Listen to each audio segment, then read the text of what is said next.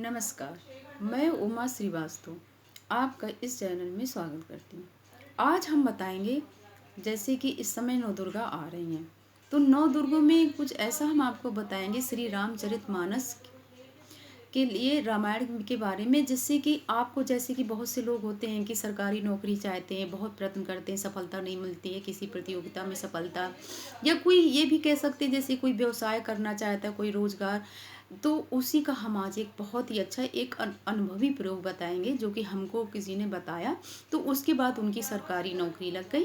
तो अब हम इसी को बताने जा रहे हैं। सबसे पहले जैसा कि अब नवरात्र आने वाली है, तो हमारे यहाँ नवरात्र साल में 2 बार होती है। एक बार ये चैत्र की नवरात्र जो कि इस समय आ रही है, एक होती है कुंवार की नवरात्र।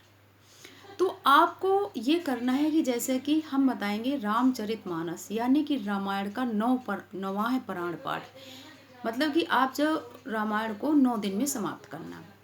जब आप रामायण पढ़ेंगे तो आपको पता चलेगा कि एक पारायण एक दिन में समाप्त किया जाता है, तो इसी का पाठ नवरात्र में करना है और इसमें एक संपुट का प्रयोग करना है।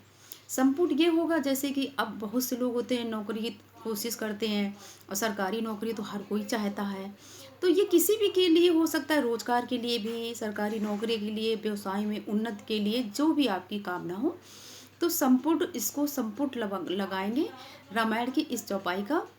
विश्व भरण पोषण कर जोई, ताकर नाम भरत असोई। इस चौपाई को एक बार आप सुन लें जरूर।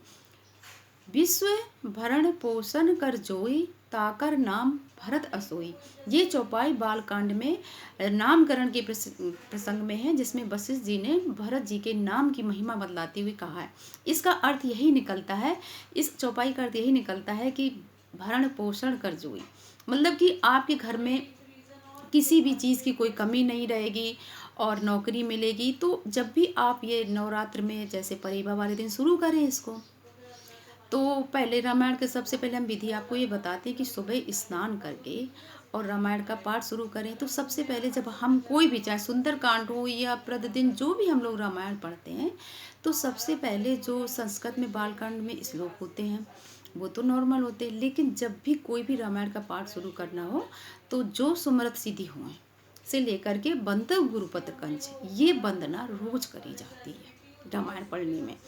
तो ये वंदना करनी है सबसे पहले, फिर आप नवाय पारायण शुरू करिए प्रथम, फिर पहला दिन हो गया तो फिर दूसरे दिन दूसरा नवाय पारायण। इस तरह से ये रामायण को आप 9 दिन में समाप्त करेंगे नया पारायण। और उसके दो जो संपुट कैसे लगाया जाता है, कुछ लोग नहीं जानते हैं, नए लोग, तो हम उनको ये बताते हैं। जैसे कि घर में सभी लोग, वैसे वृद्ध लोग सभी लोग जानते हैं, लेकिन फिर भी हम आपको बता रहे हैं।